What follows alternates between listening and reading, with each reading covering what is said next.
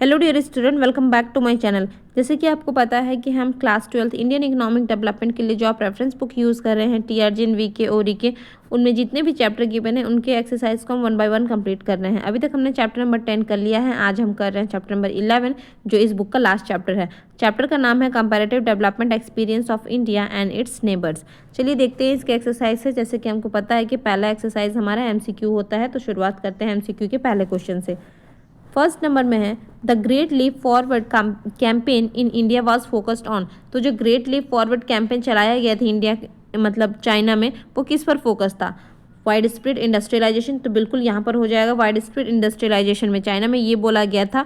China की government ने ये अनाउंस किया था कि आपके इवन आपके घर में, आपके हाउस में, आपके बैकयार्ड में जो भी एरिया है उसको आप मतलब हाउस होल्ड इंडस्ट्री की तरह यूज़ कीजिए, ठीक है। यानी कि आपके पास जो भी एरिया है उससे आप उसमें आप जो हाउस होल्ड इंडस्ट्री है उसे आप सेटअप कीजिए ताकि ज़्यादा से ज़्यादा क्या हो सके, चाइना की जो इकोनॉमी है वो बूस्ट कर सके, जीडीपी ग्रोथ आ सके। तो यहाँ पर वाइड स्प्रेड इंडस्ट्रियलाइजेशन किया गया था ये ग्रेट लीप फॉरवर्ड कैंपेन के थ्रू, ठीक है।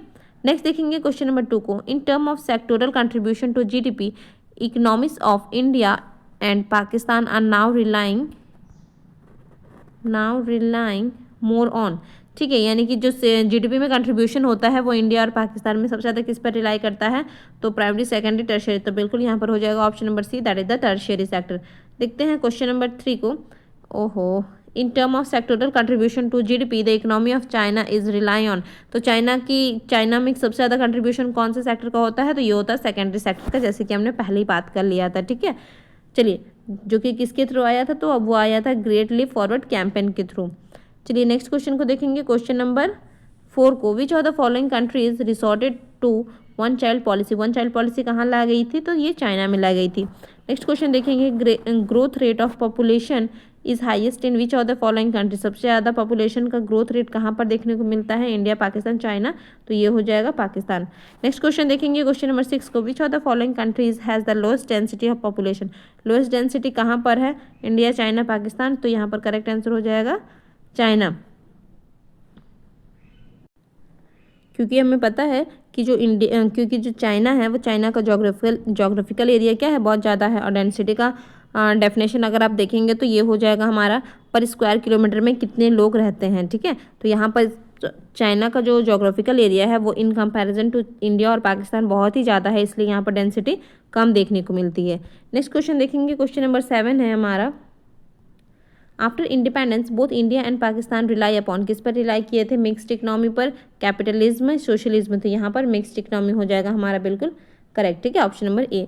नेक्स्ट क्वेश्चन देखेंगे, क्वेश्चन नंबर 8 है हमारा। HDI has limited usefulness because. HDI का लिमिटेड मतलब बेसिकली एचडीआई की लिमिटेशन पूछी गई है, ठीक है। It give more emphasis on literacy as compare to other indicator. सब पर ही इक्वली दिया गया है। It does not include the sufficient indicator of health, health की बात की गई है। It does not account for the liberty indicator, it account for the human rights. तो यहाँ पर लिबर्टी इंडिकेटर की बिल्कुल बात नहीं की गई है। लिबर्टी इंडिकेटर का मतलब होता है कि आपको आज़ादी है कि आप अपनी बात को रख सके, आप को पॉलिटिकल फ्रीडम मिल सके, ये सारी चीज़ें यहाँ पर इंक्लूड होगी। तो यहाँ पर नॉट बोला गया है, तो यहाँ पर लिबर्टी इंडिकेटर नहीं था, ठीक है। तो यहाँ पर हो जाएगा option number C correct. Next देखेंगे क्वेश्चन नंबर 3 को। Liberty indicator relates to. अच्छा, ये तो वही क्वेश्चन हो गया। Political freedom, freedom to gain education, freedom to access to health service. तो हेल्थ सर्विस और गेन एजुकेशन की बात नहीं की गई है, यहाँ पर किया गया है पॉलिटिकल फ्रीडम की। नेक्स्ट है क्वेश्चन नंबर 10 है। To analyze comparative performance of the economics of India, China and Pakistan, which of the following is correct. ठीक है, कंपैरेटिव परफॉर्मेंस की बात की गई है इंडिया, चाइना और पाकिस्तान में। देखते हैं कौन सा स्टेटमेंट करेक्ट पूछा है हमसे। China achieve the break through in growth rate in early 1980। सही बात है।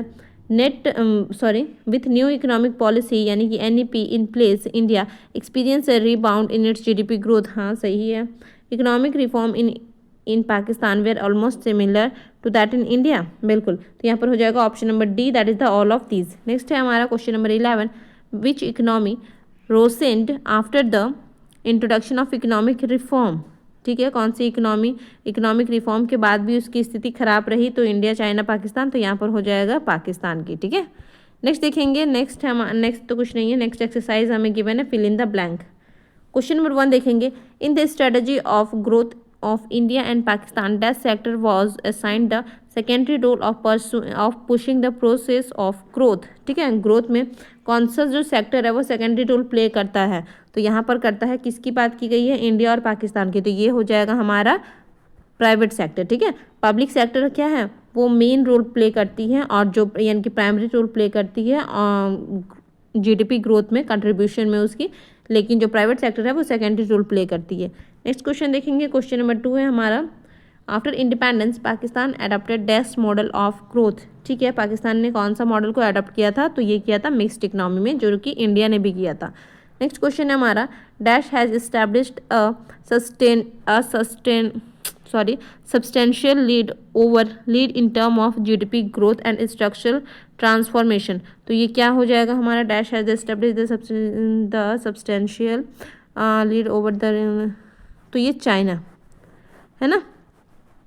जीडीपी ग्रोथ में कौन इंडिया से आगे है, तो ये हमारा स्ट्रक्चरल ट्रांसफॉर्मेशन में जीडीपी ग्रोथ में तो चाइना हमसे आगे है. नेक्स्ट देखेंगे, India has dash reliance on industry than Pakistan in term of percentage contribution to GDP.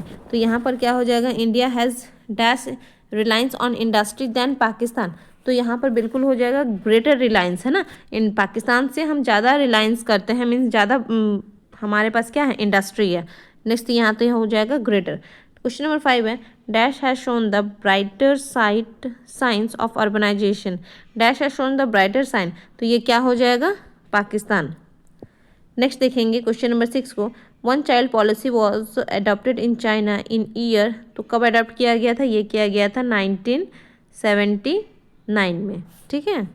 Next देखेंगे क्वेश्चन नंबर 7 को, international poverty line is determine at $3.20 या फिर $3.50. तो यहाँ पर हो जाएगा $3.20 डॉलर, है ना. नेक्स्ट है क्वेश्चन नंबर 8 हमारा, dash has democratic political structure. किसमें डेमोक्रेटिक पॉलिटिकल स्ट्रक्चर देखने को मिलता है, इंडिया या फिर चाइना में, तो जाहिर सी बात है ये हो जाएगा हमारा इंडिया में. ठीक है. नेक्स्ट देखेंगे क्वेश्चन नंबर 9, इसका इंडिया हो गया. Dash refer to the system of collective farming. Collective farming एक सिस्टम है, ये क्या मतलब एक पर्टिकुलर टर्म आपसे पूछा गया है, कलेक्टिव फार्मिंग को और किस नाम से हम लोग जानते हैं, तो ये हो गया हमारा कम्यून सिस्टम. ठीक है, ये कब स्टार्ट हुआ था चाइना में, ये आप मुझे कमेंट में बताएंगे. नेक्स्ट है हमारा question number 10, the relative success of China is credited to stability in China. तो यहाँ पर क्या हो जाएगा, पॉलिटिकल स्टेबिलिटी. हमारे यहाँ तो एक गवर्नमेंट आती है, दूसरी गवर्नमेंट चली जाती है, तो यहाँ पर हो जाएगा पॉलिटिकल स्टेबिलिटी. नेक्स्ट देखेंगे, ट्रू फॉल्स है हमारा.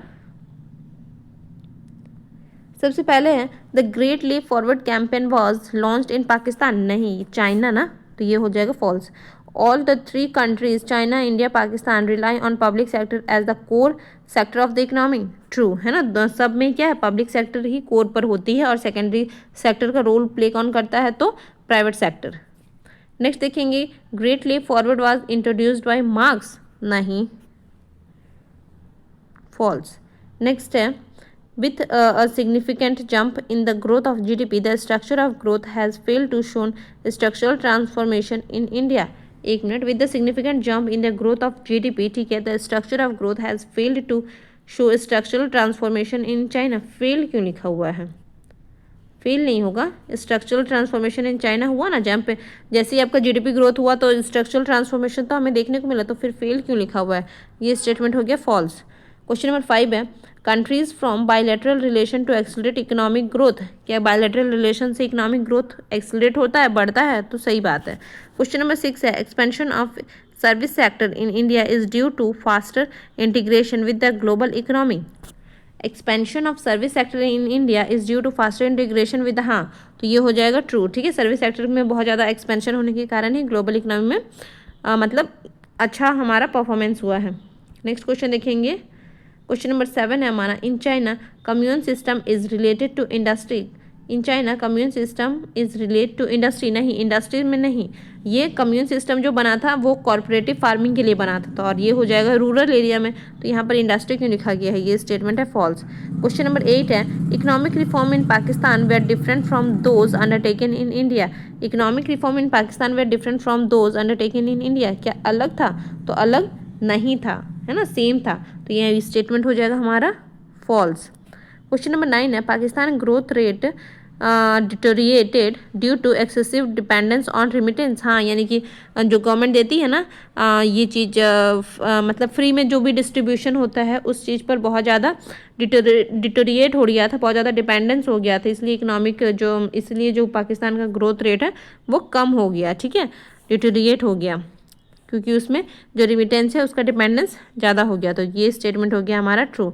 क्वेश्चन नंबर 10 है, in term of sectoral contribution to GDP China is relying more on secondary sector than India and Pakistan. In term of sectoral contribution to GDP, in term of sectoral contribution to GDP, ठीक है, China is relying more on secondary. हाँ, China ने क्या किया था, secondary sector पर ही ज़्यादा focus किया था, तो ये स्टेटमेंट भी है हमारा ट्रू। नेक्स्ट देखेंगे क्वेश्चन, नेक्स्ट ये तो ट्रू फॉल्स खत्म है, यहाँ पर करेक्ट पेयर करना है कॉलम 1 कॉलम 2 में। फर्स्ट नंबर देखेंगे वन चाइल्ड पॉलिसी, तो वन चाइल्ड पॉलिसी कब आई थी, अगर आपको याद होगा तो हमने पढ़ा था वन चाइल्ड पॉलिसी आई थी 1979 में। ये क्या दिया गया है इस वक्त, तो वो कम्यून सिस्टम बना था। नेक्स्ट देखेंगे ग्रेट पॉलिटेरियन कल्चरल रिवोल्यूशन, ये आया था 1965 में, सही बात है, वो 1965 में आया था, और कब तक चला था, तो ये 1976 तक चला था, है ना। नेक्स्ट देखेंगे, तो ये तो हमारा सही हो गया, फिर भी एक बार देखते हैं, रिफॉर्म इन इंडिया 1992 नहीं 1991 या फिर 1990 भी आप बोल सकते हैं, मतलब 1990 में आई थी एलपीजी, और उसके बाद रिफॉर्म हुआ था 1991 में। नेक्स्ट देखेंगे रिफॉर्म इन चाइना 1977, तो क्या 77 में रिफॉर्म हुआ था, नहीं, कब हुआ था रिफॉर्म ये आप मुझे बताएंगे, ठीक है। नेक्स्ट देखेंगे रिफॉर्म इन चाइना, ठीक है। नेक्स्ट क्वेश्चन देखेंगे, क्वेश्चन नंबर हाँ, क्वेश्चन नंबर 2 में हमें क्रोनोलॉजिकल ऑर्डर में सेट करना है। यहाँ पर हमारा पहला क्वेश्चन है, फर्स्ट क्वेश्चन है हमारा अच्छा क्रोनोलॉजिकल ऑर्डर में सेट करना है ना, तो सबसे पहले था वन चाइल्ड वन पॉलिसी, ये तो कब आई थी, तो ये आई थी 1979 में, है ना। नेक्स्ट है इकोनॉमिक रिफॉर्म इन पाकिस्तान, तो इकोनॉमिक रिफॉर्म कब हुआ था, ये हुआ था 1988 में, इंडिया से पहले हो गया था। न्यू इकोनॉमिक रिफॉर्म मतलब पॉलिसी कब आई थी, तो ये आई थी 1990 में। उसके बाद है commune system in agriculture in India in China, ये कब आया था, तो ये आया था 1958 में। तो देखिए यहाँ पे सबसे पहला तो हो जाएगा हमारा 4, ठीक है। सेकंड नंबर में हो जाएगा हमारा वन चाइल्ड वन पॉलिसी जो कि चाइना में आई थी। थर्ड नंबर में हो जाएगा इकोनॉमिक रिफॉर्म इन पाकिस्तान। उसके बाद new economic policy in India यानी कि 4 नंबर, यानी कि ऑप्शन होगा हमारे पास सबसे पहले 4 देन 1 4 1 2 3 4 1 2 3 4 1 2, ये ऑप्शन नंबर डी बिल्कुल करेक्ट है, 4 1 2 3, ठीक है। तो चलिए आज का वीडियो आप लोगों के लिए यूज़फुल रहा है, ऐसी मैं उम्मीद करूंगी। मिलते हैं नेक्स्ट चैप्टर के साथ, नेक्स्ट चैप्टर तो नहीं है इस बुक में, किसी नेक्स्ट टॉपिक के साथ। Thank you for watching, thank you, bye bye.